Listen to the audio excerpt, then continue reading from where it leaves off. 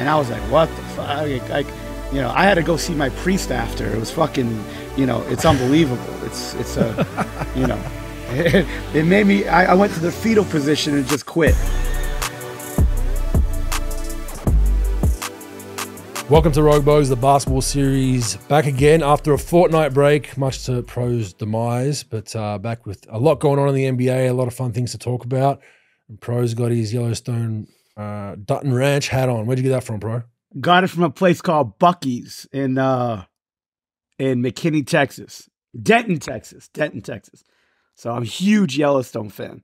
And also the camera that you sent me has this light that shines on my dome. So I don't know why it just turned on and I can't turn it off. I have no idea how to turn it off. So the only way I could protect myself is wearing my Yellowstone hat.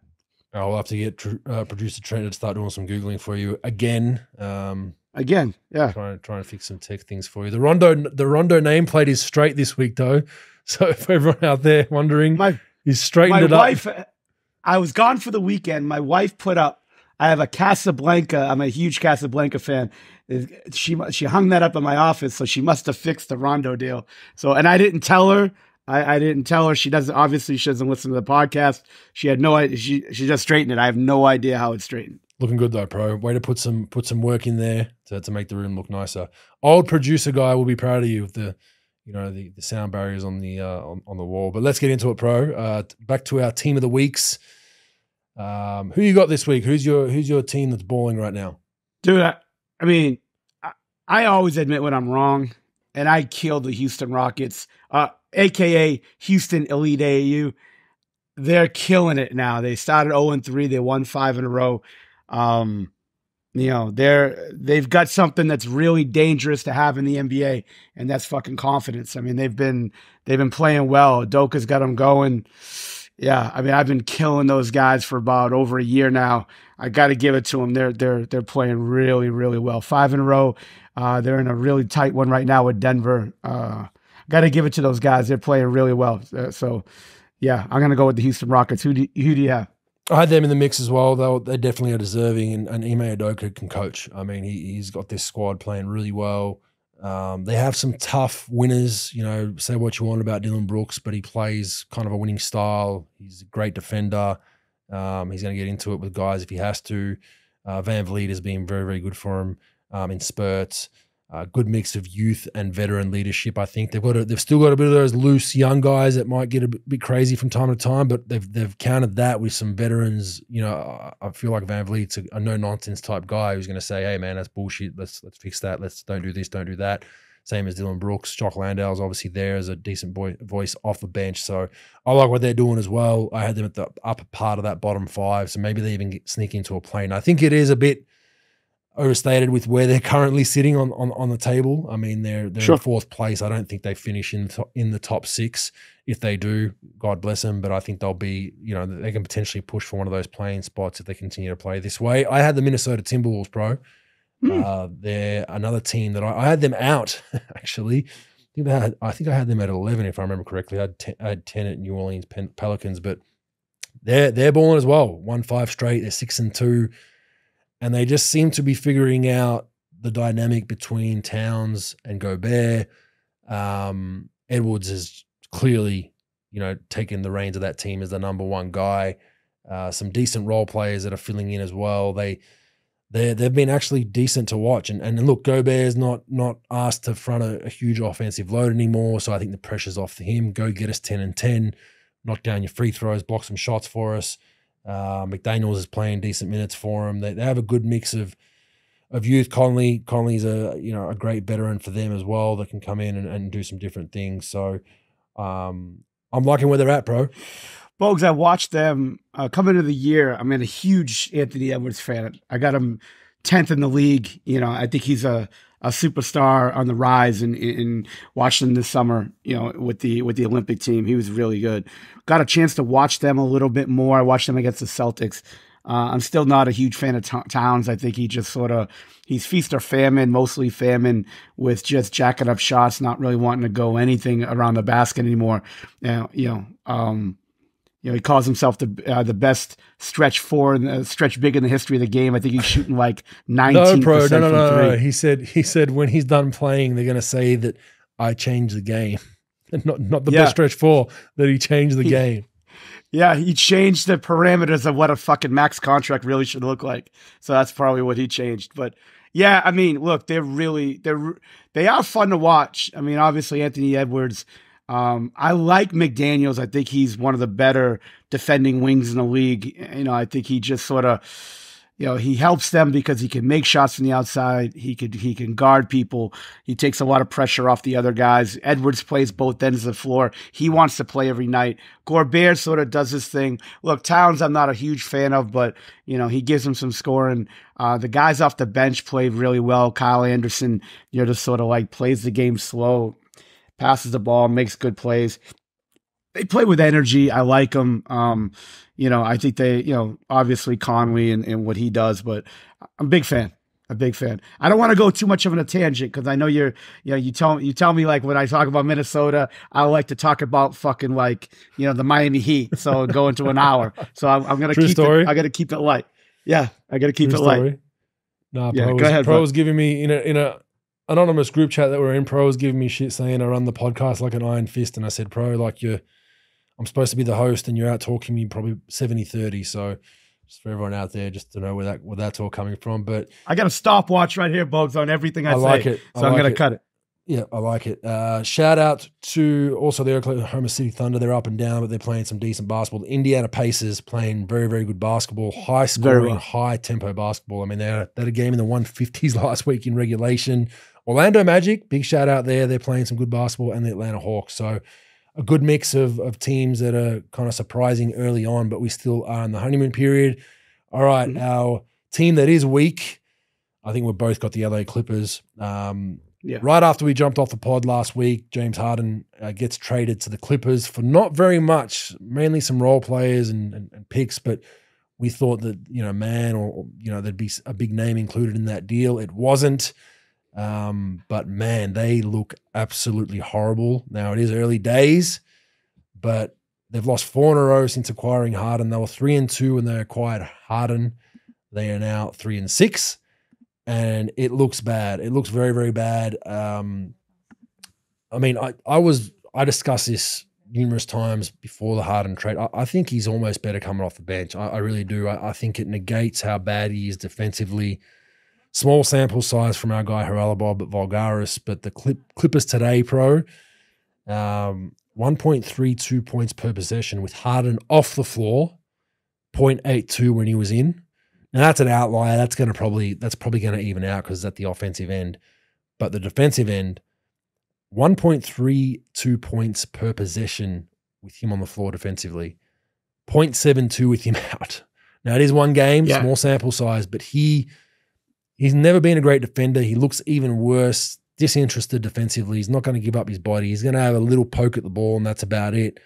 I think you bring a guy like that off the bench and you let him play 20 to 25 and just go and gun, and then it limits his, you know, how bad he is on the defensive end. But they got to bring someone off. PJ Tucker's sitting there as a great role player. They have no real role oomph in that starting lineup.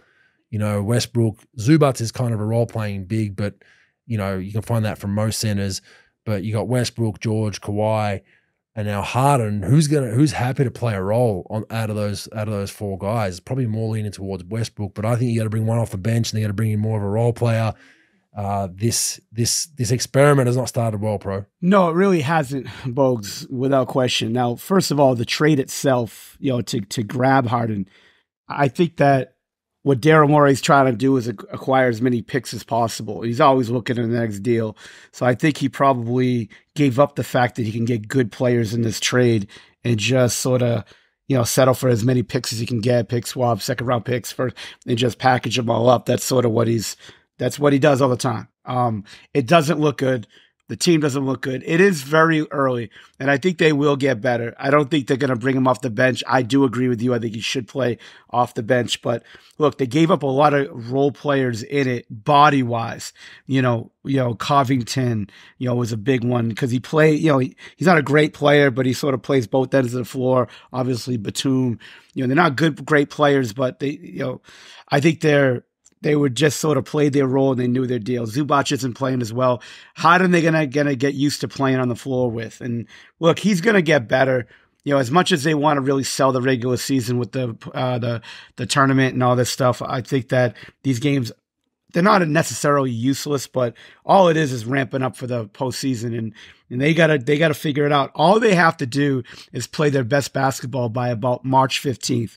And however you got to get to that point, resting guys, not resting guys, playing with lineups, however you want to do it, they got to do it. He'll get in better shape. Look, it's not looking great right now, but I think it will get better. It is disgusting, and we'll talk about that in length, but, with Harden right now, but, what are you going to do, man? I mean, everybody in the league was pushing for this trade. And now everybody's jumping off that bandwagon pretty quick. But I do think it'll get a little bit better. I'm not a huge Harden fan, but I think it will get better. It does not look very good right now. No, it doesn't. And to your point that, I mean, it will get better. I think it will. I think it's never as bad as you think it is in the NBA, or never as good as you think it is, obviously, with if you're winning or losing. But I don't know. It just doesn't. You look at their bench. I mean, Norman Powell, PJ Tucker, Terrence Mann. That's probably it. That's as deep as you can go. Plumlee's now out. Bones Highland plays a little bit. Bones Highland's there. Yeah. He was out. He didn't play He didn't play today. He didn't play today. But they're look. Norman Powell's a gunner. Terrence Mann's a young guy who's trying to fight for minutes and establish himself in the league. And Bones Highland's a gunner, right? He wants the ball in his hand. There's no real role players out of those three guys, really. I mean, Powell's role is to come in and score. But with the squad you already have, do you really need that? He was probably their best player today. It's Memphis, if we're being honest. PJ Tucker's probably the guy I'm looking at that probably needs to put him in the lineup. Maybe you get rid of Harden, bring Harden in with a second unit to absolutely gun. And there's more. If there was 2 basketballs or maybe 3, the Clippers would be a Hall of Fame team, But it's just not working, and it's just ugly to watch. I think to your point about just getting to March, that has been the Clippers' problem though, Pro. Like that's historically the last 2-3 years, it was let's just be right March 15, but there's never enough continuity of playing together and figuring each other's weaknesses on both ends of the floor. They end up getting to March and it just doesn't click. This is looking much of the same. So look, I think I agree with you. They will get better, but is that a top 6 in the West? The West is looking. I mean, the West is tough. Like it's going to be hard, Well, the one good thing, I guess, if you're going to look at positives, right? Kawhi Leonard and Paul George both played 8 games already. They played 100% of their games, to my calculation. So that is getting a little better as far as not just sitting them. Now it is a small sample size; it's only 8 games. Plumlee's out too, so that's a big loss for them. I think PJ Tucker is sort of done. I don't think he can give it to you every night. I think he's just banged up. He's older. He's not looking great, and it doesn't look good right now, but it can get better. They just got to figure things out. But I just don't see the way that it's a shit show right now. And you know how teams are. Unfortunately, they play to the media. Imagine if they bring him off the bench like next week or tomorrow or whatever, like the shitstorm that's going to hit. That's that. They're going to have to figure it out with him in the starting lineup. And it's hard because it's so ISO oriented. And I don't see it. Well, that's my point, Pro. Around PJ, I know he's towards the end of his tether as far as age and whatnot, but offensively, he's not going to pout on either ball. He's going to stand in one of the corners. Sure. If you throw it to him, he's going to shoot it. He's going to crash the O glass, and at least he's going to give you some effort on the defensive end. So my point is, am I saying PJ is going to save the Clippers? Hell no, of course not. But I think with this group of guys that they have in their starting lineup, they need a guy that doesn't need the ball. They've got Zubac doesn't need the ball, but they need one of those wings that's happy to play a role. We saw Paul George in one of the 2 games ago, looked awful off the ball in stretches, couldn't find it. He looked better today. Yep. Now James didn't look good. So they got to find something. And there's not, but why I say PJ Tucker, look on that bench, Norman Powell's going to come on and score the ball. Bones, the same thing. And Terrence Mann's finding himself. So there's not a whole lot there. They traded away a little bit of depth. Early fact or fake news. James Harden comes off the bench by December 15th. If I was a coach, I would say fact. I don't know if T. Lou's got the balls to do that. T. Lou is on record saying he wants to give it 10 games. I think he said something along those lines, 5 to 10 games to reassess and see where it's at. You could be deep in the hole in another 5 games. You know, I know there's a lot of games. There's 82 games in the NBA season, but they're 3-6 right now. You know, even if you go 500, you're all of a sudden, you know, you're 5 or 6 and 10. You're starting to look down the barrel a little bit. So, I'm not high on them. I liked them before the trade because I just thought PG and Kawhi playing load management going out the window.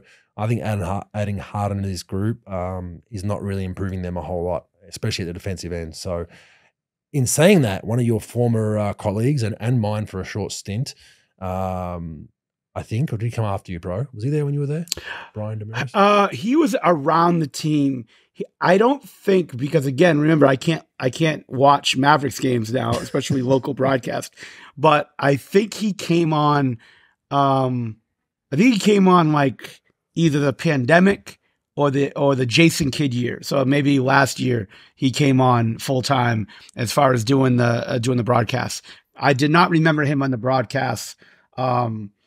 Now he doesn't do broadcasts. He does the pregame show, right? Yeah, the show. Yeah, halftime. Yeah, the pregame, postgame. To be honest, Bogues, because I can't watch it, I didn't see it until they had Dirk night, and I just saw it when I was watching in my office that he was on. I'm like, holy shit, he's on. I didn't even know he was hired full time, but yeah, he was around the team because he worked for Cuban at broadcast.com, and he was always around the team. Good guy. You could always have a conversation about basketball with him, but. Yeah, interesting. Well, he's trending worldwide and in the NBA world. And without further ado, Brian Dameris on James Harden. Ask the producer to pipe this into the Clippers locker room so I can talk to you, James. I hope you're taking notes. I'm telling you in advance, you're welcome for the wisdom I'm about to spew. Because listen, I get on my knees every night and pray for someone to believe in me like Daryl Morey believed in you. You wanted a certain coach, they brought in Mike D'Antoni. You wanted to play a certain style, they played it. You wanted Dwight Howard, they brought him in and got rid of him when you were tired of him. You wanted Chris Paul, they brought him in and got rid of him when you were tired of him. They brought in your old friend Russell Westbrook. You wanted to go to Vegas on off days, they looked away. You wanted the team to stay over so you could go out at night, they changed the schedule, and it didn't work. And you know what? You said, I'm going to break up with my whoopee. Not good enough. I see the bright lights in New York. I want to go there. My old pal, Kevin Durant. It's going to work. The big three. And all after 1 year, you wanted out. You realized, oh my gosh, I took this guy for granted, the guy that believed in me. I went back with Daryl Morey. They traded Ben Simmons for you. How did they pull that off? And you know what? You went there and you got a partner who got the MVP. He won the MVP. And what did you say afterwards? You said, they didn't hand me the reins. You're the point guard. You were holding the reins. And what did you do when you had the reins? You scored 9 points in Game 7 against Boston. You blew a 3-2 series lead. So they fired their coach. Not good enough. You broke up with your guy, believed in you again. You said, the bright lights of L.A., that's where I want to go. Let's see if that works. Listen, James, have you ever had those friends who had bad roommates? Over and over, they complained about their bad roommates. This guy's terrible. The bad roommate here. They never thought to be self-aware enough that they're the bad roommate. They're the problem. Hey, James, you're the problem. If this doesn't work this year in this system with this team, then you're going to go and point fingers at everybody else, and you're going to go back home and you're going to start swiping right for another team, and there's not going to be anybody left. Because, James, you're not the beard, you're not the system, you're the problem. And drop the mic at the end of that. He did literally physically drop the mic. I mean, a little bit harsh maybe to go after him for 2 or 3 minutes, but everything he said is factual, and we've spoken about it a little bit previously. He's getting to that Carmelo Anthony point where, and I think Carmelo did much less than what James has done over the last couple of years to be blackballed, right? He's right. If this doesn't work, I mean, how many other teams are lining up to say, come to us, James Harden? I don't think there's very many. I think he's got to prove he can actually stick out through the ups and the downs. And I'll be interested to see once he gets in shape. Why isn't he? Is another question. Will the Clippers allow him to fly to Vegas on off days? Will they listen to any of his demands? I think he's lost a lot of that leverage, but I give credit to Brian because that is a spot on 2-minute rant as I've ever seen one. Yeah, Bogues. I mean, nothing that he said was off. I mean, that was pretty accurate of what how he said it. And look, Bogues, the NBA is the WWF now. It's all about entertainment, and that's right out of the WWF. Like, look, forever players have been going at media, disrespected media. Sometimes they deserve it, right? But they go at them, they're disrespectful to them. It's about time maybe you see a little bit of change in that, and sort of these broadcasters going after them a little bit. Is it harsh? Yeah, maybe a little bit, but it's completely true. His value is at an all-time low. We've been saying that for about a year now. Look, this stuff, isolation players that are high maintenance guys throughout their whole career, people put up with it until they start losing a step, and then they plummet. We've seen it with Anthony. We saw it with Allen Iverson at the end of his career. We see it with guys like that are high, like the volatile guys that people really don't want to be around, but they put up with it because they're big time players until they start losing a step. And then once they lose a step, they're done. And yeah, he just doesn't. I mean, no one's really going to be listening to those demands. They're going to do everything they can and try to make this thing work. But look, he's an aging player that needs the ball in his hands, that off the court, not a problem like getting into it legally, but, all the strip club stuff that does get into it. And then the sitting out, demanding trades, this and that. People don't really want to put up with that. And then all these teams, it's feast or famine. All these teams are either going super young or they want players that play off the ball. So if you're not a superstar, and you're north of 30 and you need the ball in your hands and you can't play off the ball and you don't want to come off the bench, all this stuff is a problem. Look, Westbrook had an issue with it. He had a 2 or 3 year stint where it was a little bit of an issue, because his physical skills were going down a little bit and people wanted to bring him off the bench and he didn't want to do that. So now he's sort of figuring it out and how he's doing, he's doing a really good job for the Clippers. But I think it was an interesting rant. I enjoyed it. I think people should have balls like that all the time, maybe not to that extent, but look, have the balls to, tell it how it is. But these teams don't really want to have, I don't think the league likes it, even though it's great entertainment. I don't think the league likes it because they're so, pro player and the players, the talent, and they protect them at all costs. But I especially the way they're going WWF, I think it's all entertainment anyway. So fuck it, have at it. You just ever really see a opposing team, broadcasters or analysis guys, go after someone on the other team like that? They might throw a little jibe every now and then and say that player's dirty or that's disrespectful, but you ever really see pre and post game analysis from that in this circumstance, the Dallas Mavericks going after a player on another team? You ever really see that? So it was kind of really interesting, and I think it was warranted. I look forward to seeing maybe it lights a fire under James Harden.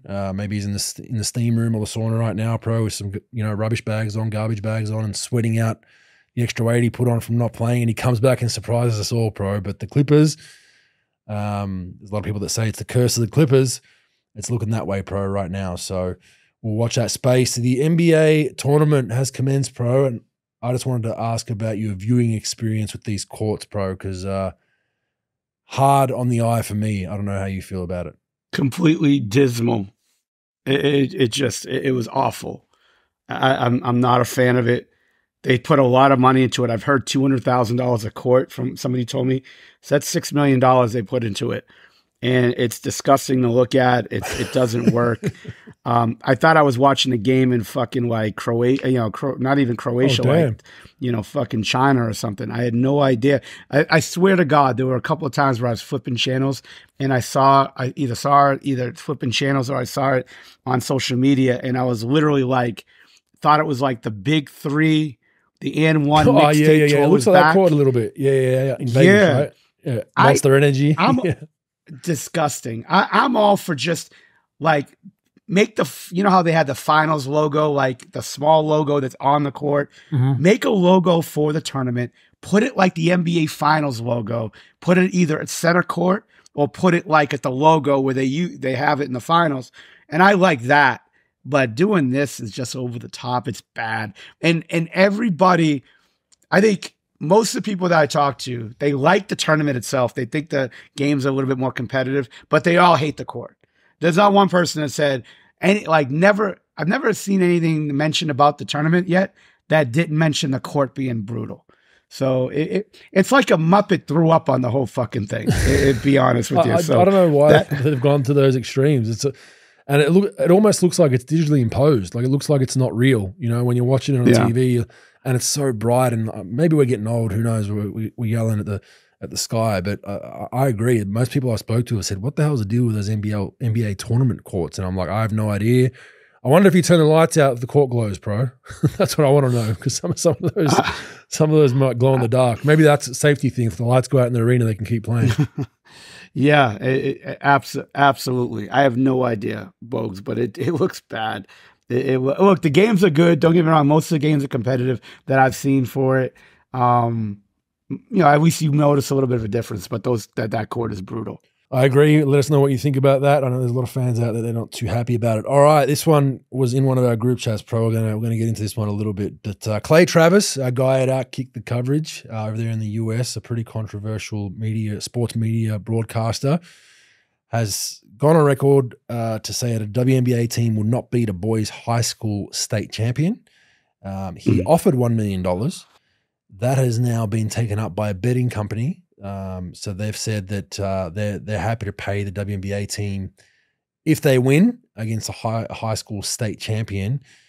We had a little bit of a discussion in one of our group chats. I won't go into that too much, but first and foremost, I think these kind of debates diminish women's sport to an extent, and from both sides. I think the men that say, "Well, I'll never beat play the boys against them," I don't think that's helping. And I don't think from the feminist side of things, women's sport can be just as good as men's, help things neither. I just want to put that out there. I think both sides are culprits of this. But do I think that this WNBA team could win? I don't, Pro. You're a little bit indifferent, I think, potentially. Yeah. We'll get your thoughts shortly. But I just think that I circle back to my time. It would essentially be the under-19 Emus team that won. It'd be some of those players playing not for the national team now, for my state team in under-18s. I think we had a few guys that were fringe pros or semi-pros on that team. I'd guess in the US Pro, would a state high school basketball team have a few fringe pros on it? Or semi-pros, Not everyone. You'd have one, though, probably, right? They'd have one that could probably play overseas. Yeah, maybe, exactly. Or a semi-pro, right? It's spread out. It is spread out a lot. The only problem with that, Bogues, is like most of the teams now that have talent, Division I talent, that are going to be essentially pros, they're going to go boarding school. So the state champion, the academies and all that, you mean, right? Yeah. Most of them, yeah. So that's the only tough thing about the debate that I have. But yeah, I'll let you finish your point. But I would say the bigger states like the Californias, the Texas, the New York, Baltimore, Maryland, the really good teams in Florida, they're going to have probably one or two guys that could play professional at some level for sure. Yeah, look, I think if you're picking Alaska, maybe they got a chance as your state champions. But look, I just think that I think skill-wise, I think your Clarks of the world definitely could outdo the boys as far as skill goes. I think where you have the issue is the athleticism and strength of even high school age boys at 17 years old, turning 18. That's where I think there'll be players that probably aren't as skilled as some of the women players. But I think once you factor in the physicality and the speed and just the fast switch that males have, that fast twitch burst, I think is the issue in this. But I don't think it's sexist to have this debate, to have this chat. But I think a lot of people get political with it. Would I like to see it? Sure, I'd like to see it. But I think I think just it diminishes what women's sport is. To me, if you don't like watching women's sport at a pro level, I still think it's a very important part of the sporting society. You want young girls playing team sports and even individual sports for that matter. The life lessons that obviously you and I both know, pro, and everyone in the world knows are around junior kids sports, little league, all that kind of stuff, working with people you like and you don't like. I got to pass the ball to that person who I hate. That's where it's important, and that's where female sports are very important. But this one's an interesting one that has definitely had some people debate, and there hasn't been a huge case study on it, but there was a squad in this. We're talking about soccer now, or women's football. The Newcastle under-15 Jets played the Australian national team, I think about 10 years ago, in a game, and the result was 7-0 for the boys. So different sport, different strategies and tactics, but I just think that the level of athleticism and strength, even in younger boys, I think is hard. I remember actually, I remember the Paddy Mills under-14 team used to actually scrimmage against the AIS women's team back when I was there. And Paddy would just be doing circles around. He was so quick and fast and could shoot the ball even at a 12, 13-year-old level. So I think it'd be very hard for this to go the WNBA's way. But I'd like to see it. It is intriguing, pro. Yeah. Like we talked about in the group chat, I never really think much about hypotheticals. And, thinking about it now, like when the question was sort of thrown at me and just being able to think about it a little bit, like the whole statement of a state champion, I would say out of 50 state champions, I would say 35 to 40 could probably beat a WNBA team. Now, the big states, they got no chance. Like I told you, the middle states, they might be able to get a few. And I think the lower states with less population, not as athletic, not as, because I'll tell you what, they may not physically, like if they're playing a college team or another NBA team, obviously they're going to get, it's not even debatable. But high school kids, WNBA players are physical, and and what they are is dirty as hell. If you watch, they're dirty as hell, cheap shot, and they're tough. I think, like I said, I don't think it'll be a wash, like 50 states will beat them. That's what I think. If just by watching as much WNBA as I do, I think that, like, I don't know. Like I said, I don't track it like that, but they probably can get 10 state champions. They could probably beat 15, maybe. I don't know. But I don't really put much thought into it. It's an interesting debate, I guess, if they did it. If I was to make it happen, what I would do if I was that betting company, I'd give the WNBA team $2 million and let them play. Forget about winning, losing. If they want that game to happen, I'd put up $2 million and just give it to them and let them play it and see it if they really want it to happen like that. But the WNBA team has 0 to win with that. They got 0 to gain. They beat a high school team. They're like, well, it's a high school team. If they lose to a high school team, then it's just going to be, fucking anarchy. So, I don't, a lot of people love, like, look, Outkick's great. I do like, Clay's entertaining. He's smart, well thought out, well researched, but him, he likes to like fucking stir the pot. And that's what he likes to do. I love stirring the pot and busting some people's balls, no doubt about it. But like, this is something that people like get really triggered about. You and I were talking about the Caitlin Clark thing last week about, can she do college like just the comments on that statement and all that fucking, tomfuckery that caused. It's just a really hot button subject. I don't know, Bogues. Like I said, I don't think about if Aquaman could beat fucking Spider-Man in a fight. I don't think about that stuff that much, like the hypotheticals, but it'll be interesting, I guess. If that's what people like to see, yeah. Outside of political and all that, it's just, you got, I don't get into all that. I'm looking at this strictly on face value. Sure. I think it'll be interesting to see, but I agree with you. I think there's no real net win for the WNBA side of things, because they're supposed to do it if they win, and if they don't, everyone's going to be like, oh, you lost to some boys. But look, I think there is, you know, like I said, there's things to celebrate in games, and there is a reason why we have, you know, for all the one side of things, we got the raging feminists that say, you know, women could play in men's leagues. Well, it's like there's a reason why there's a men's league and a female league, right? So, but like I said, I think these kind of discussions are interesting to talk about as long as they're not diminishing what women's sport is about. It's never been about, in my opinion, trying to compete with the men, and that's why when WNBA players say that stuff, that, you know, we could win or we could do this, or we could, then you're fueling the fire, and then it's bringing in all this other stuff. So, I would, go ahead. Yeah, two things that I want to hear about with WNBA players is A, we could play with the NBA, and B, we should be paid like the men get paid. Like that, those are two arguments I don't even want to have because it's just ridiculous to have. It's just not, you know, I just don't want to really even care about hearing it. But these things are interesting. Everybody likes arguing about something and debating. So what are you gonna do? That's where it gets murky when those kind of things come out. But I wonder if there'll be more money thrown. We'll watch that space. The last one I want to discuss. Have you caught much of Gilbert Arenas' podcast?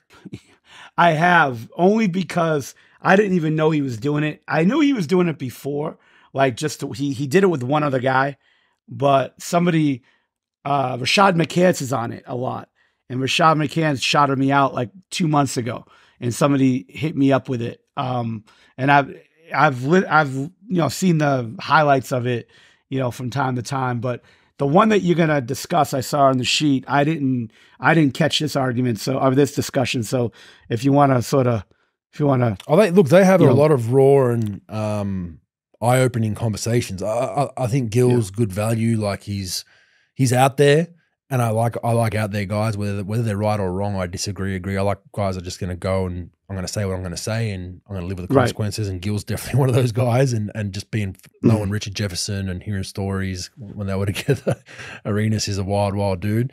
But yeah, they discuss a bunch of things. And what my former teammate Brandon Jennings is on that podcast now as well. I think it's called Gil's Arena if people want to find it.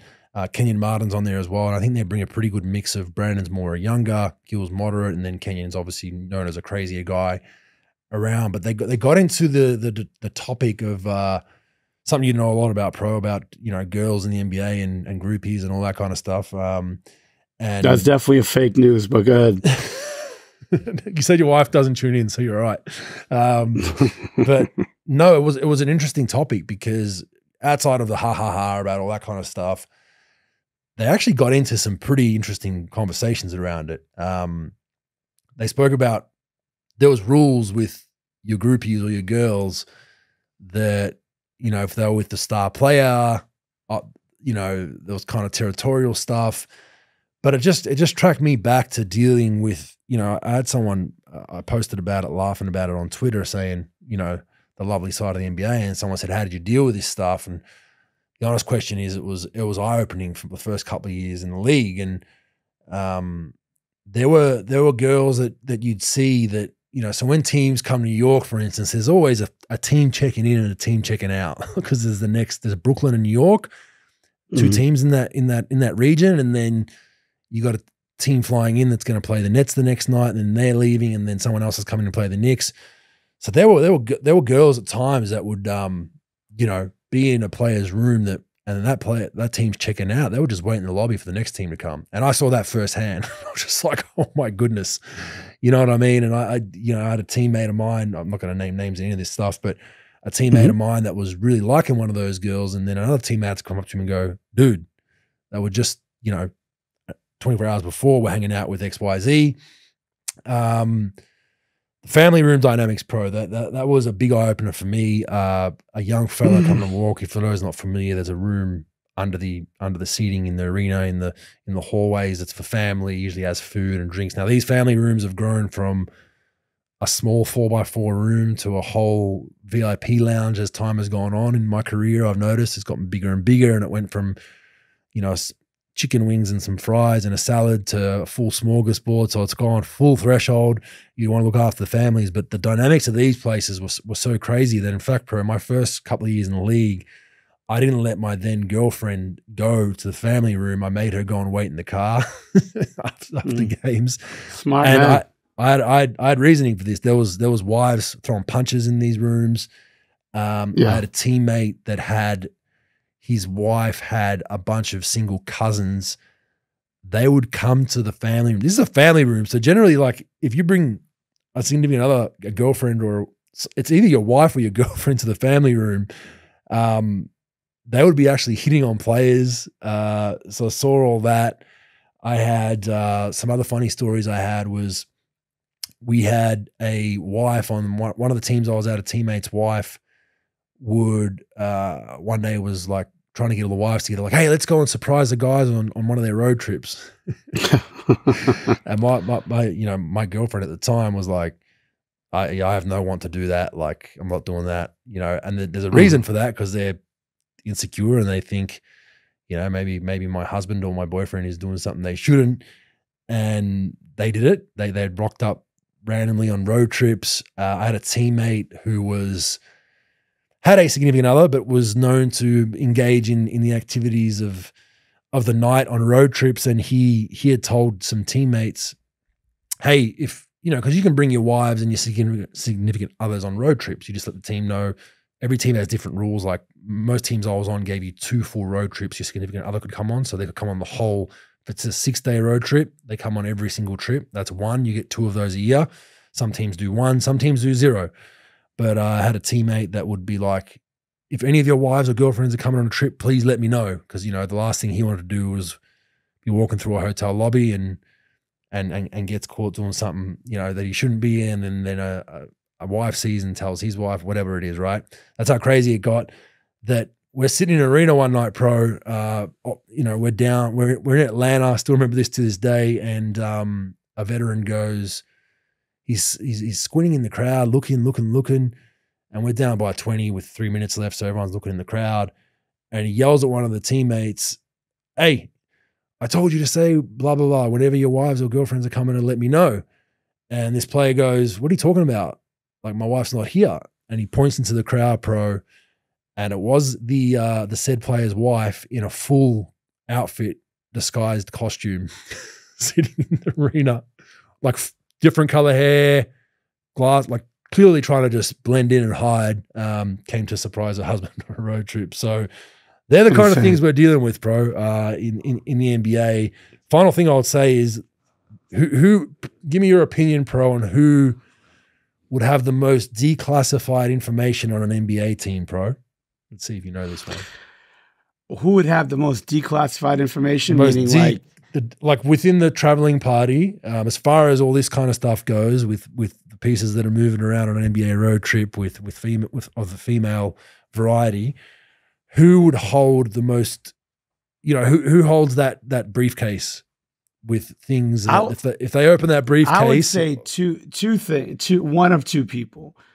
I would say whoever handles tickets, or I would say team security, who would have the most information on these people. And maybe a third is the equipment guy, because they usually pay attention to that shit. Yeah, that's the one. It's the equipment manager by far. They JFK files, anything NBA related, declassified files. The equipment manager on everything, or just the girl stuff. Everything. Oh, everything. Yeah, the equipment guy has the pulse of the whole team. Everything. Yeah, for sure. Absolutely everything, because most teams, the equipment manager is doing the hotel bookings.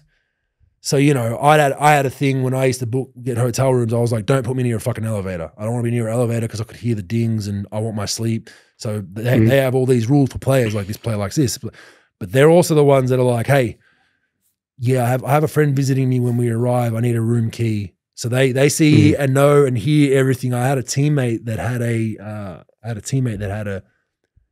the bat phone, as they call it, pro, the spare phone, sat in the equipment manager's bag.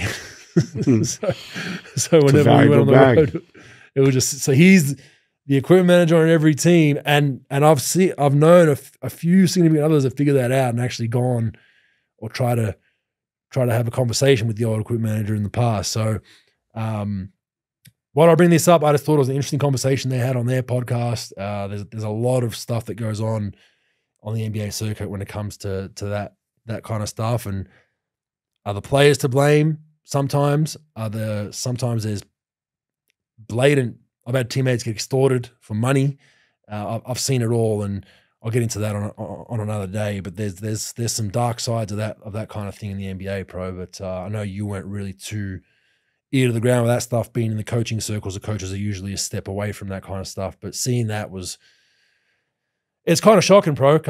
Especially me coming from Australia, of all places, going to Salt Lake City for college. So I didn't really have my eyes wide open, and then getting to the NBA, I was like, oh my God, this is a whole nother world, pro. But story for another day. It's a giant business. It is a giant business because you got women at the business side of it on two fronts. You've got women that do it to get money from players, either like, taken care of, jewelry, cash, trips, blah, blah, blah. Then you got the ones that want, do it. They want to keep doing it until they get one or multiple kids from one or multiple players to get that monthly check. And they literally get traded. I've heard of stories in the early 2000s from people that were really hooked into the NBA. There were a bunch of women that not only did it, but were young enough to have kids that were old enough to start training them to do it, at 19, 20, 21 years old to do the same thing. Wow. Get impregnated by an NBA player, get that money, 15, because you hear about the monthly allowance for the kids and, alimony, whatever you want to call it, whatever it's called, $18,000, $20,000, $25,000 a month, and I don't know what kid needs to be raised by $25,000 a month, but I want to meet that kid. Gold-plated diapers. Yeah. I mean, it's unbelievable. So it is a big business, and people don't understand that, from women to the autograph seekers, when you get to a hotel at 3 a.m. and they're trying to get you to sign 9 rookie cards in the blue pen, want to get to your room. Yep. Yeah, with the blue pen. It's unbelievable. All these people that are trying to take a piece out of this NBA thing. It's not just players. It's not just teams. It's not just coaches. There's a million different revenue streams of this thing, and the mistresses are a huge part of it. Not only to get taken care of, to have a relationship with a player, but have a fake relationship. Multiple players try to get impregnated. I've listened to somebody who really knew about it talk about it, and I was like, "What the fuck?" I had to go see my priest after. It was fucking, it's unbelievable. It's It made me. I went to the fetal position and just quit. I said, "Fuck it, I'm out. This is too much." And there's some stories because a lot of times these guys will check out when the team's checking out. They'll say, "All right, shorty, you can just stay in the room when you're done. Just order room service." So I had a teammate come back to his room. His whole room was cleaned out. Everything, the lamps, everything was gone. The whole room. He could explain to the hotel "Hey, that bedside table and the lamp. I didn't take it. I got robbed." It's how did they get in your room? Well, I let them in there, but did you know who they were? I met them last night. And I've heard crazy stuff like that. I had a teammate. They took everything, including his clothes, everything. And this was everything. And this is a well-known, lottery pick from back in the day.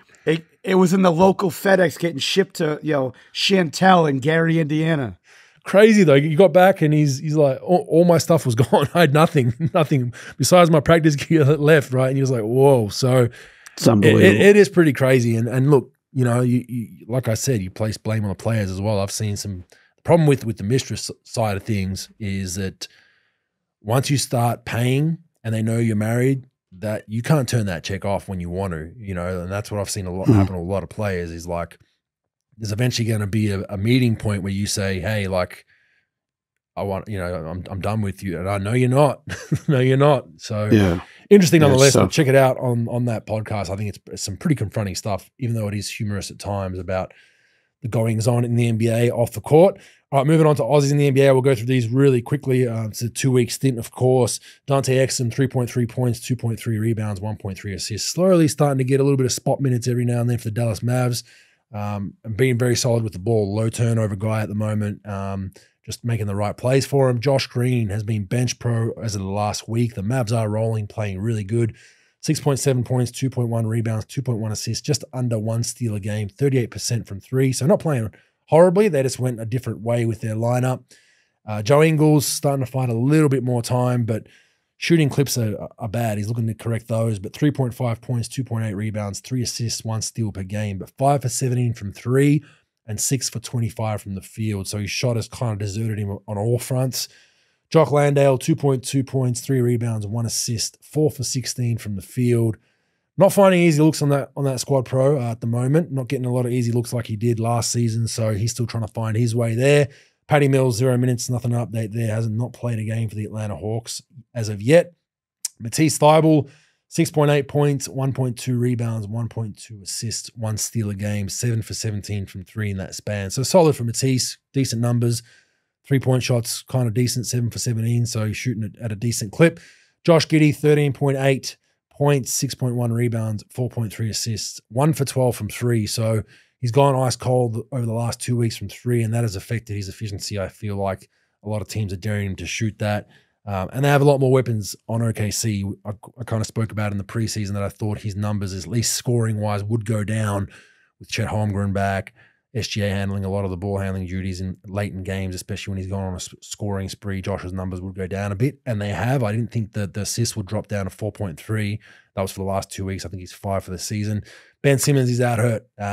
He's at 4.3 points, 11.6 rebounds, 5.3 assists. The offense is still very, very questionable. He's still looking very, very hesitant. Hasn't shot a lot of free throws this year, but he's been out since November 5th with a hip pointer issue. No real update other than day-to-day with him, but we have another winner, pro. That's not Josh Giddey. Dyson Daniels. He's had a career week, and his numbers aren't eye-popping, but it's the fact that he's playing 28 minutes a game, 8.6 points, 5.0 rebounds, 3.8 assists, 1.6 steals, 51% from the field, and 6 for 11 from 3. Easily hit the best 2 weeks of his short career so far. I like the way he's playing. We said at the start of the season, his minutes would be dictated by how he's shooting the 3 ball. He's going to get his 15 a game no matter what, but he might get to 25 if he knocks the 3 ball down. He's not hesitant on that, and that's exactly what's happened. He's 28 minutes a game. They have had some injuries with CJ, obviously, so some minutes are available there, but he's going to be our Aussie of the weeks, pro, so well done to Dyson Daniels. You know, there's a lot of opportunity right now for him, you know, with McCollum missing and Ingram's been missing a little bit. Trey Murphy's been out. You know, there's, and that's one thing about the NBA, Bogues, and you know this as much as anyone. Like, it's 82 games, a long time, and you might, you know, he had a little bit of a struggle his first year. He wasn't awful by any stretch. He was okay, but like, you just have to sort of just stay with your routine every day and just stay ready. And when there's an opportunity, when guys come out, you're going to get your shot. And I think that's what he's done. He's done well. Like you said, he's got to increase that shooting at some point. But right now, all he needs is minutes. He's got to continue to get minutes and continue to make mistakes, correct those mistakes, and figure things out. And I think he's done well. He's competed. He's played hard. You know, Zion's been up and down with that. Right now, they're 9th, you know, at 4 and 5. They're going to lose to Dallas right now, but they're to go to 4 and 6. But yeah, he's played well. He's definitely turning the corner a little bit. So it'll be interesting to see what happens. It will, especially when CJ comes back. He's going to be out for a while though. Lung issue, correct? Collapse lung. Yeah, so hopefully that all sorts itself out. I think, didn't he have something similar a couple of years ago? He had something a couple of years ago, Bogues. He's been banged up. Maybe not a collapsed lung. He had something wrong with his back a couple of years back. Hey, Trent! There he is. But I don't think there's been a lung issue previously. Okay, I just thought it was something off kilter from a couple of years ago. Maybe it was confused with someone else. But I'm sensing a power grab here, Bogues. Bogues, I'm sensing I'm getting kicked to the curb right now. Trent's just gonna he just eases in 1 line this week. 3 lines in a month when we come back, and then an all-star break when we do our final show. I think I'm going to be on my way out. So that's the rise of Trent starts today. We'll see, but we need some input every now and then because we're not the best fact without checkers. question. Well, I said fact checkers, pro. Sorry to offend, but fact. No. All right, moving on. Dabble the social betting experience. You can copy bets. It's simple. See a bet on your feed you like. Boom, hit that copy bet button. Follow, copy my bets, jump into the banner channel, You can download the app at the App Store, Dabble, all one word, dabble socially and gamble responsibly. All right, stats, useful, useless, pro. Players with more than 20 mid-range buckets this season. There's 5. Sorry, 4. What'd you say, Bo? What was that, Bogues? Players with more than 20 mid-ranges, long twos this season. Okay. Who you There's got? 5. 4. There's 4. Okay. Who do I have? 2 of them are pretty easy. Yeah, who do you got? Yeah, I would say 4 guys. I would say Kawhi. I would say Steph. I would say Maxey. And I would say Jason Tatum. Oh, my God, you missed on all of them. Ha! Nice. No, 20 mid-ranges. Kevin Durant. Come on, that's an easy one. And you forgot DeMar DeRozan. How do you forget DeRozan? Yep. That's right. Anthony Edwards is in there. No wonder why Trent's taking my job. But go ahead. Yep. And Cade Cunningham. So I didn't have Cade in there neither. But Cade Cunningham and Anthony Edwards definitely surprising. But DeMar and Kevin Durant, hey, you don't get those, pro. You're fired. Useful, useless. Well, since I got 0 for 4, it's fucking definitely useless. But yeah, I mean, I think just in today's I still game, say it's useful. Just the mid range, if you can make them there, it's an important shot. I think you need it in your game. But it's interesting that there's only 4 players with 20, and most teams are played 8 to 7 to 10 games. So, that's still only 3 a game, for a high. not a lot. But it's blasphemy to shoot him though these days, pro. As we've said, unless you are a superstar player like one of these guys, you're not allowed to shoot him. But to see some guys getting them up is good. All right, Clippers. We know they're struggling. We know everything's horrific, and we did a little bit of Harden numbers. But since the trade, this is before and after the Harden trade. Before the Harden trade, the Clippers were 5th in offensive rating. They are now 25th, and it's probably going to drop even more after today's game. So from 5th to 25th in offensive rating. Defensive rating, 4th to 28th. Wow. And third in net rating, which is combining everything, 27th since the Harden trade. Now it's 4 games, it's a small sample size, but that's more than useful, I think, bro. Yeah, that's pretty useful. That's pretty mind-boggling, to be honest with you. I mean, there's not much positivity come out of this trade on their end, is there? I mean, I get the defensive side, but the offense to be that much of a drop-off already, it just shows you, I think, just him being a ball stopper. Doesn't like to catch and shoot threes, pro, neither. So that's one thing I've noticed. He's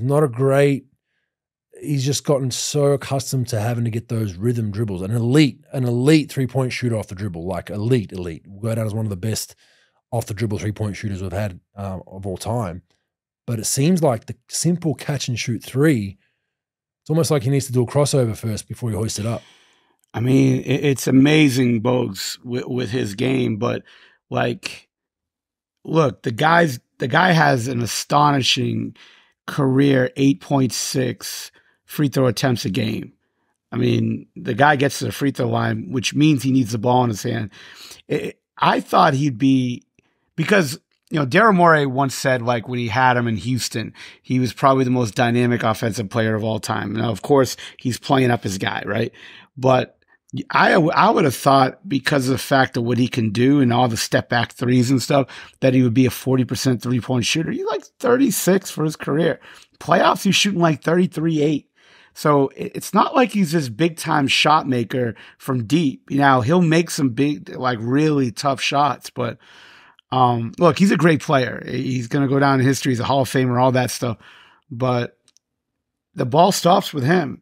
And he can't be that guy. I remember obviously him saying that, like, he didn't get he needs the reins. He didn't get the reins or whatever the fuck he said about the Clippers. But, like, sometimes he's better when he's off the ball. Like, it would be better if he just did it off the ball, where he doesn't have the ball in his hands all the time. And then you go to him when you need, when you're not, just the ball just finds him and he can make a play instead of just like dribbling to sleep. And Bogues, it's just so used to it. Amazing. You can't put him in that PJ Tucker spot because he's a ball stopper, So that's the issue of you just struggle.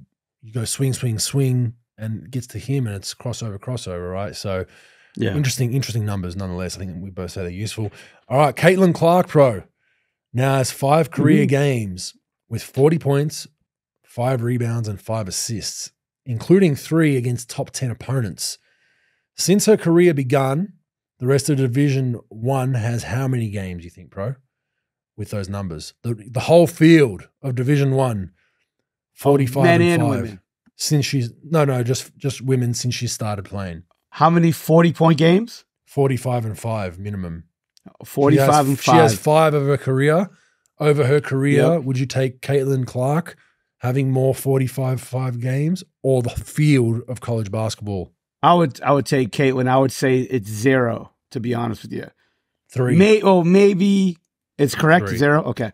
No, it's 3. It's 3. Yeah. So it's 3. Okay. She's lapped the field single-handedly with 45 and 5, That's 5 crazy. separate times. She's an amazing player. And those that knock women's basketball, women's sport, she's an anomaly. She's amazing to watch and fun to watch and does things that you haven't seen a lot of women's basketball players do and is worth the price of admission. And I think you said that about a year ago.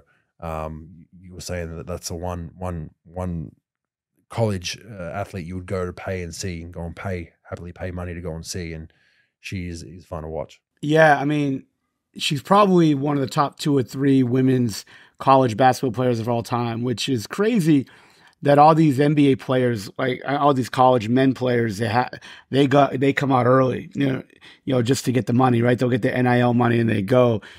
Somebody's told me a stat that she's making between $2 and $3 million for her NIL, but they're not going to leave early because their rookie deal in the WNBA is like 50 grand. You're taking a pay Yeah, cut. it's like 50 or 60 grand. You know, you get your max contract at like 225, but you don't get that until like year 4. And then a lot of the women's players, they go overseas, they make their money overseas. So like she'll make she'll make like 50 grand. If she chooses to go overseas, she'll make like 500, on a really good team. But it's amazing. But what she does is ridiculous. Her shot making, I mean, she's really good. She's really fun to watch. She's like the Steph Curry of women's basketball, as far as like in the college game. She's like watching Steph. Amazing shots, big time, unlimited range. It's just, it's mind boggling just watching her play. It's pretty cool. But yeah, that's definitely a useful stat. I mean, imagine lapping all of Division 1. Like you would think that like, some girl that plays at like Creighton or that plays at some lower level, or maybe real low level, that would beat that, because you hear from like a girl that plays at like Lipscomb University, that could score 50 a game or something. But like, yeah, that's crazy that she lapped all of college basketball throughout her career. That's pretty amazing. Yeah, if you haven't seen her play, for our listeners, check it out. Just YouTube some highlights. Pretty fun to watch. All right, last one for you, Pro. We're going to do a useful, useless quiz for you. Who am I? Okay, I'm going to give you some numbers, some stats. You're going to tell me which player this is. You ready? Yep. All right, 21.5 points a game. Right. 10.4 rebounds per game. How many rebounds? 10.4. Okay. 6.1 assists. Yeah. 1.5 steals. And 2.1 blocks. 2.1 blocks. 48% from the field and 38% from 3. Who am I? Bam Adebayo. Good guess, but no. Oh. East Trent, Coast. what do you got? You got a guess? Eastern Conference. Eastern Conference. Cold team. Cold city. Let me look at the. No. Hold on. Just let me look at the Eastern Conference teams and just so I can take a look and guess. So you said 21-10. 21-10 and blocks. 6 with 1.5 steals, 2.1 blocks, 48% from the field, 38% from 3. Jeez. Oh, those shooting numbers, it ain't Giannis. Porzingis. No. Scotty Barnes. Wow. That's amazing. I would have never guessed. I saw those numbers, and we spoke about last season, for those familiar with our podcast, about how, he had his ups and downs. I think his first season and second season, the numbers were really kind of the same. Didn't see a big jump, and we felt like he needed a bit more of the reins, kind of fitting in the three-point shot. But, man, you look at these numbers, 21.5, 10, 6, 1.5 steals. Now, the blocks are anomaly a little bit. He's got 2.1 blocks a night, but 38 from 3. I mean, I would never in a million years guess that they were his numbers on the season. So he's having a phenomenal year, bro. At least the start to the season. You got Bogues, you got to give it to them. Look, they're a team that's sort of in flux. They're sort of borderline playing right now. And, they just have all these players that are just sort of thrown together, Siakam and him and OG, Gary Trent Jr. They're just trying to figure it out. Don't worry. I'm not going to talk about the Vancouver Grizzlies, Bogues. I'm going to finish it on the Toronto Raptors, so don't worry about it. But they're an interesting team to watch. They got a new coach, young coach. They're trying to just figure things out. I like Scotty Barnes. I think he's a good player in a perfect world and a really good team. I think he's like, borderline second best player, probably best served as your third. But for him to put up 20, I mean, people don't understand how hard it is to put up even on a trash NBA team, it's not like anybody could just jack up shots and put up 20 and 10, and 6 assists and 1.2 blocks. It's not fucking 2K. It's hard to do that.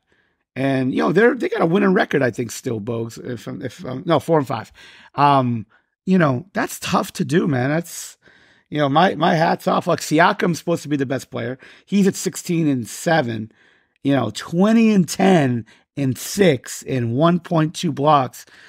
Shooting 35 from the 3 isn't bad. That's a tough one, man.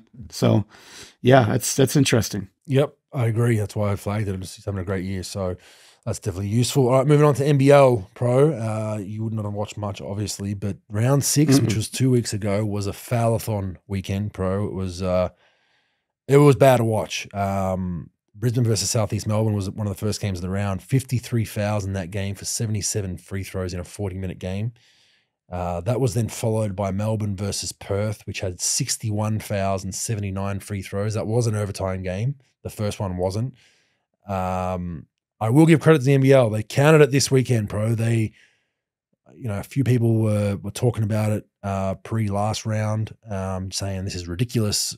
The game was just, it was brutal to watch. I watched both those games and it was like, man, that was stop, start, free throws, stop, no rhythm. It's not what people want to see. This week they've counted it, and there was a strategic effort to let a lot of the 50-50 calls go. And I think that's what you want to do. If someone goes verticality and maybe there's a slight arm bend, you don't need to call that. You can give the benefit of the doubt.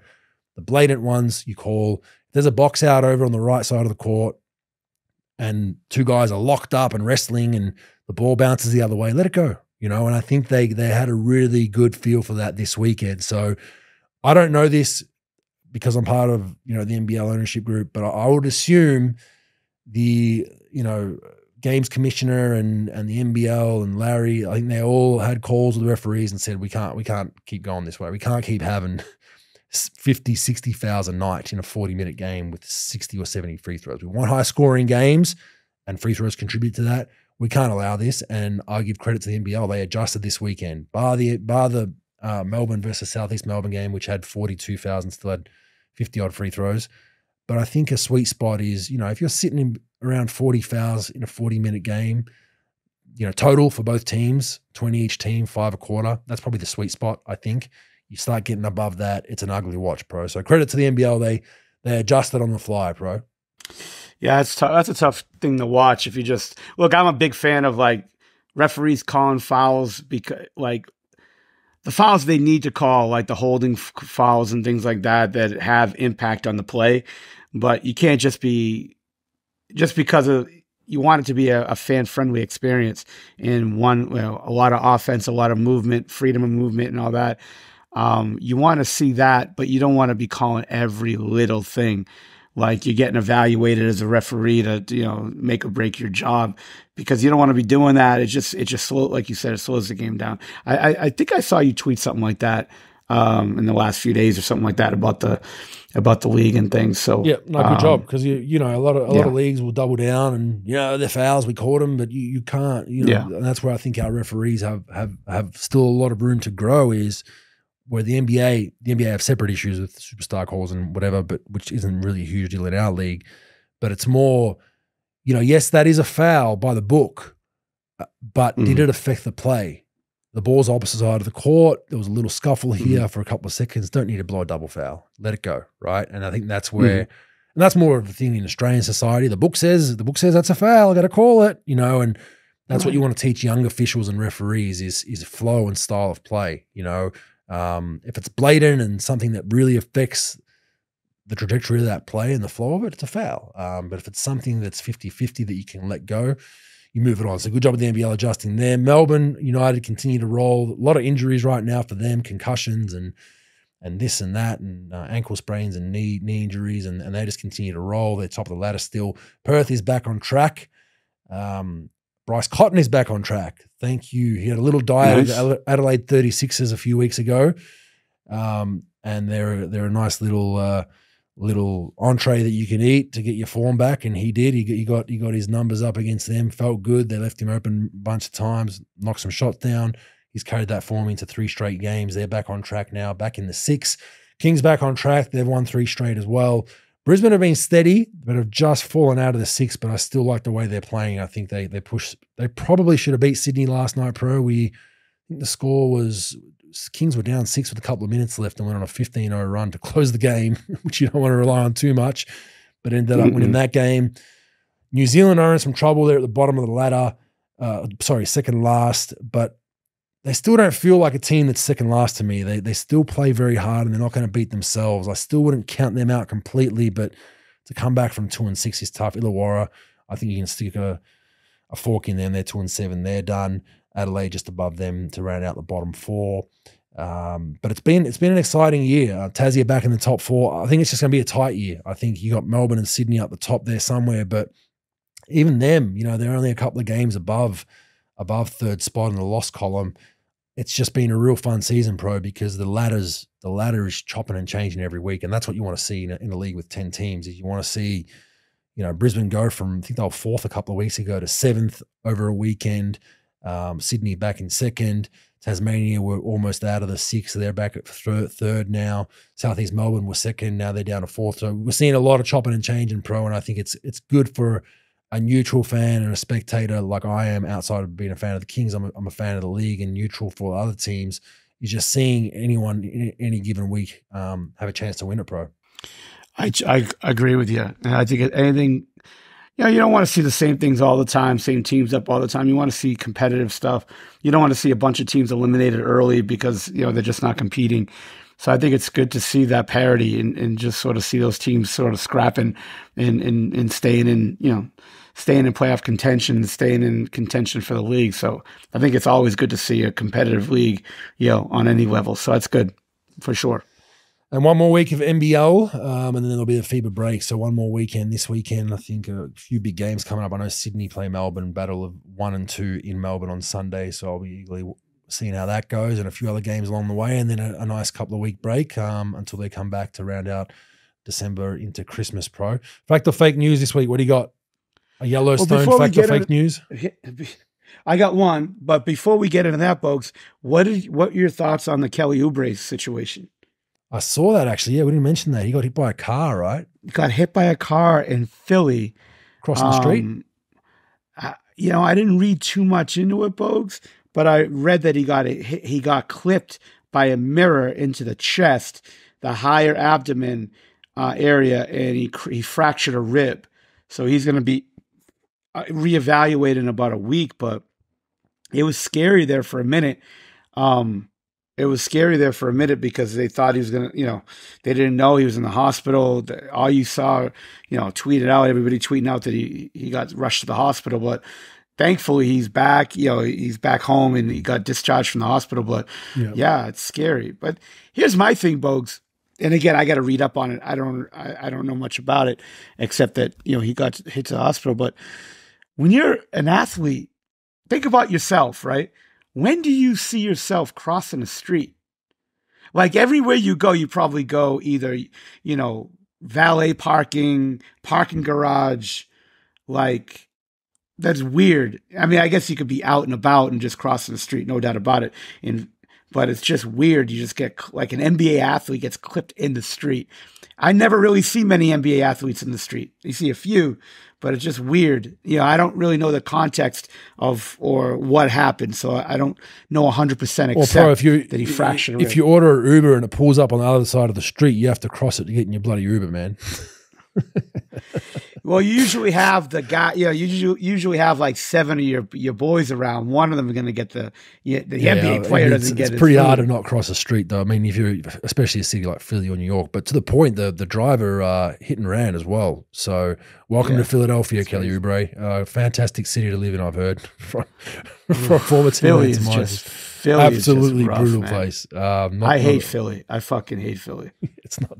It definitely was not on my bucket list. I've had numerous teammates that had played in Philly on 10 days and even some guys that were there longer and said it was the worst home fan base to play in front of. Like they hated their time there for the most part. This whole Philly strong and all this, it's just like, I'm sure we'll get some Philly fans hopefully listening to this and bring it. It's not a place I'd ever want to be or live it's or rough. play. And the fact that, you know, you've got people just hitting running like that.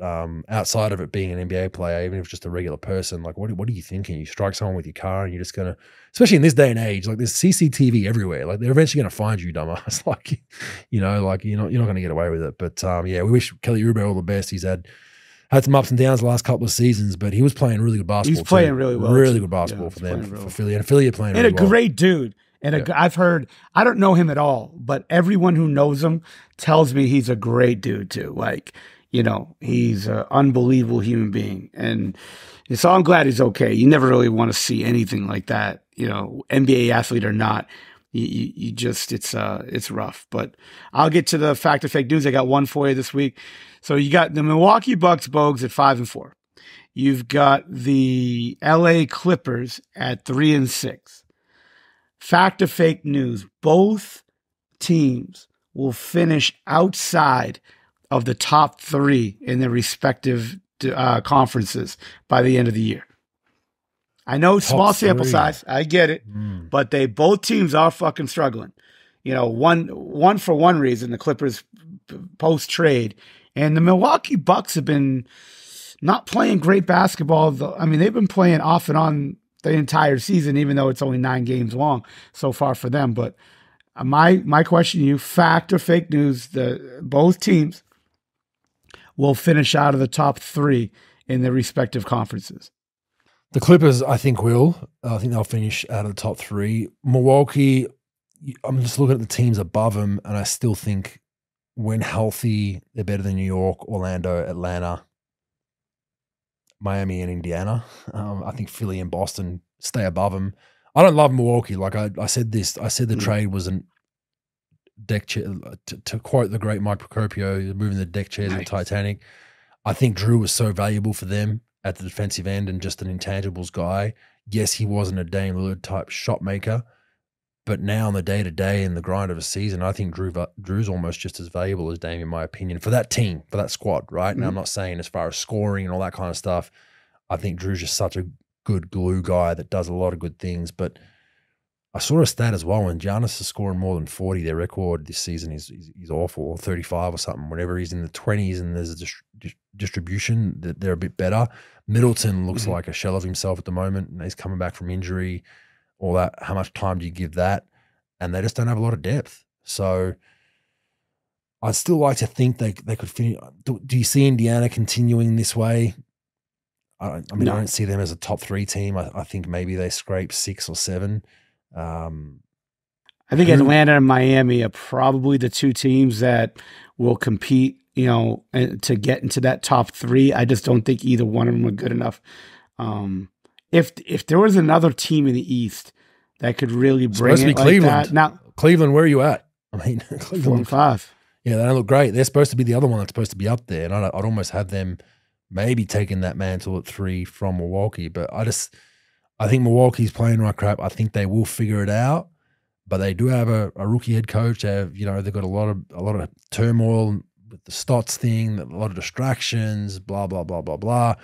Maybe Dame's in the studio too much with Giannis, who knows? But I think that, what I'm looking at above Milwaukee to get to 3 is more than achievable. So I think Milwaukee have a chance to get there, but both, no. I'll say fake news. I think Milwaukee will get to the 3. Yeah, I say fake news too. I got to be doing a better job with this, where we're going to be splitting in our opinions. But I do agree. I think it's fake news. I think Milwaukee, just because if there was another team, you know what I'm saying? Like the West has Denver. They've got, they got Golden State. They've got Sac could sort of get hot. You got Phoenix. You've got teams that'll be challenging, that'll be really tough to break into that top 3. I just don't see 60 games from now, Indiana sticking around, even though they're historic at what they're doing offensively and, some of the things that they're doing. Atlanta's being tough, but like, I just don't see that other team. I see Milwaukee sort of figuring it out, just like the Clippers. I think will get better. I think they'll figure out the whole Dame Giannis thing, and I think some of their bench will get a little better, so they'll start leveling the ship out. I think they'll be okay. I say fake news. Also, Trent, I haven't seen Bogues, quote you yet, so I think my job's still good. So you better start researching some stuff for, in 2 weeks for our next show. By the way, Houston Rockets get the W against Denver. Just that time. Yeah, I was watching that. They have now moved into the 4th spot and 6-3. That's a huge win for the Houston Rockets. So they are scary. Scary when you 1-6 straight. Bogues, when you get when you get confidence, I don't care if you're the best team, worst team, you get confidence and you start playing a certain way, and you start, and you have a coach that could keep you going and keep you organized. But when you get confidence, isn't it? JJ Barea told me that. An NBA player, you get confidence. Momentum, you're right? Tough. Even if it's false confidence, you're just rolling, and they're rolling right now. And so I think that would put them. Yeah, I reached them in out 3rd right now. I think they're still 4th according to mine. Minnesota's 6-2. Yeah. But Minnesota's playing right now. They could lose to Golden State at half. I think it's a tied ball game or close. But yeah, I spoke, quick text to Jock last week and just basically said, Ime Udoka, real deal or no? He said real deal. Like, guy can fucking coach. So he said he's fantastic with the way he does things on a day-to-day basis, and you can see that. I mean, they have a lot of, Houston have some gunners on the team too that can get you 40-point nights, right? And they've got a good mix of veteran and youth on that team. I still thought they'd be a year or 2 away from this kind of form, but they're going to be a tough beat, and I'm looking forward to seeing. Hopefully they make the playoffs. It'd be kind of interesting to see who gets knocked out if they make it. But good on the Houston Rockets. All right, Pro. We'll see you in 2 weeks. Make sure you get us a lot of information and a new hat for us, and let us know what's happening in Yellowstone. We'll do that. Hopefully the new season comes in soon. Yes, I watch it too. I am waiting for that, but they have canceled it. Not basketball related, but they've stopped it apparently, which is somewhat disappointing. But I highly recommend. They could have one more season. Yeah, they are. I thought they were done. I thought they were done. Didn't something happen? Come on, man. Yeah, I mean, you tell me you watch the show. Yeah, they're. Yeah, but it's done after one more season, right? That's what I mean. They're cutting. Costa's. Oh yeah, because Costin was doing his own thing, so they're going to do one more season. This is the final one, and then they're good. And the half season is some bullshit. That was terrible. Was that because of the writer's strike? It was a good half though. But as entertaining show. I'm actually going to drive down. It's like 5 hours from me. I'm going to drive down to that 4-6's ranch just to check it out. That thing's. Is it open? You're allowed to go to it? Well, the problem is I don't want them to put me in with the rest of the cows in the herd, and they start saying "yeah" to me and putting a rein on me. But I guess you can go. You could order steaks and stuff from there. I ordered from my uncle and aunt last year for Christmas. I ordered them. I guess they said it was ridiculous, but the thing's supposed to be one of the biggest ranches in the United States. It's like, hundreds of thousands of square miles. So I want to check it out. Go take the wifey and have some R&R, bro. Yeah, why not? All right, man. We'll see you next week. All right, later.